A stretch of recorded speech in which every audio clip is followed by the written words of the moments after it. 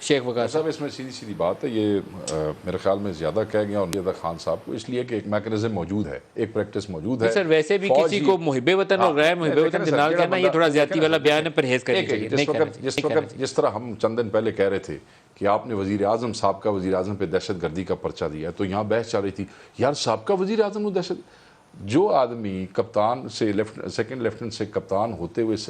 Lieutenant general تک پہنچ کے وہ ان 5-6 جرنیلوں کی دوڑ میں پہنچ جاتا ہے جن میں سے کسی ایک نے آرمی چیف بننا ہے، اس کی حب الوطنی کے اوپر شک کرنا یہ تو ظلم ہے،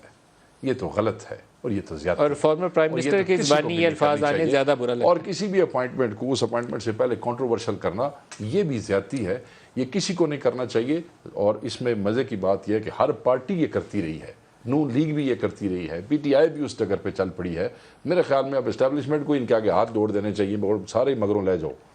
اور ایک کام اسٹیبلشمنٹ کو بھی کرنا چاہیے. وہ جو آئی جی آئی والا ماڈل ہے نا، پھر وہ 2018 میں ریپیٹ ہوا ہے، مجھے اس پہ اعتراض ہے. اسٹیبلشمنٹ، یہ فوج ہمارا واحد ادارہ ہے جہاں ایک پروفیشنلی کمپیٹنٹ سٹرکچر ہے، انہیں اپنے آپ کو ان سے دور رکھنا چاہیے. حکومت بنتی ہے، جاتی ہے، آتی ہے، انہوں نے تو امینڈمنٹ میں دیکھا نا یار، یہ ووٹوں کے پیچھے بھاگتے ہیں سیاستدان، اتنے لیڈر تو ہے کوئی نہیں، یہ تو سیاستدان نے یہ ووٹوں کے پیچھے بھاگتے ہیں. کون سا کام کروں میری 4 پرچیاں بڑھ جائیں، کون سا کام کروں میری 2 پرچیاں بڑھ جائیں.